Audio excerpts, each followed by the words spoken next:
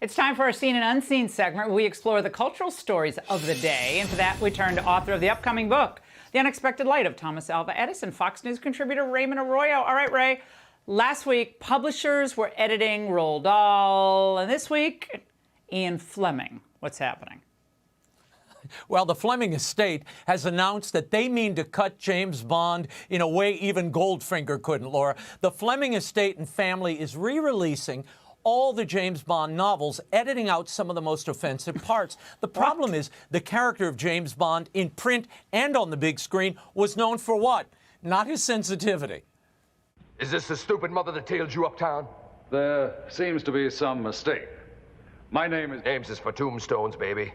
You all take this honky out and waste him, now. Dink, meet Felix Leiter. Hello. Felix, say hello to Dink. Hi, Dink. Dink, say goodbye to Felix.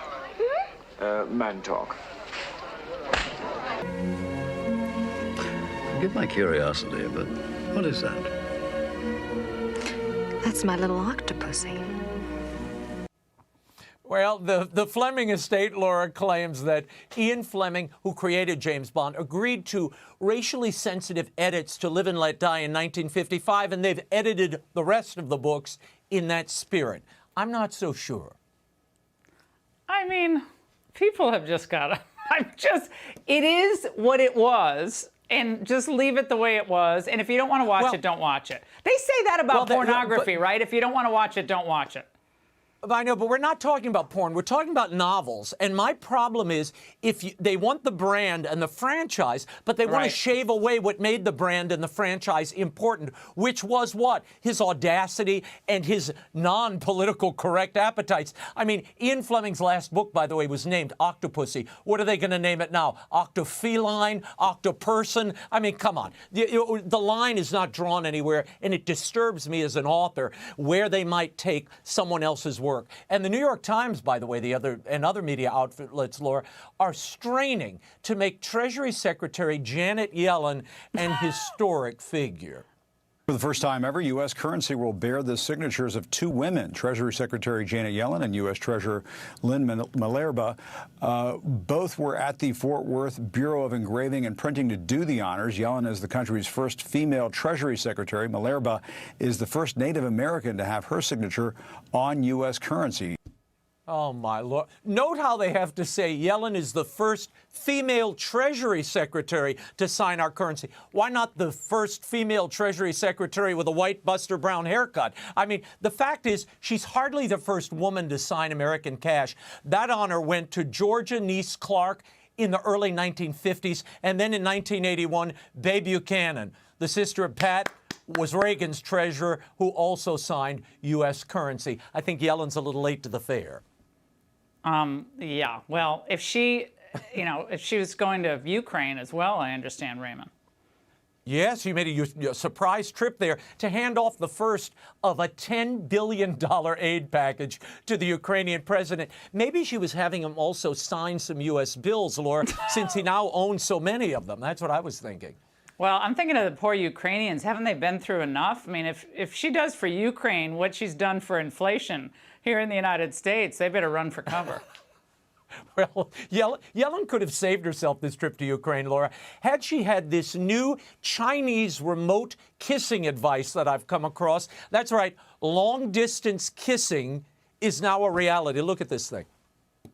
Leave it to the Chinese to take it one step further. Made with silicone, the Chinese version looks exactly like a pair of soft lips. The gadget comes with an app called 可能吻, meaning possible kiss. Not only can you send a kiss to your long-distance lover, you can also upload it to the Kissing Plaza so that strangers can experience your kiss.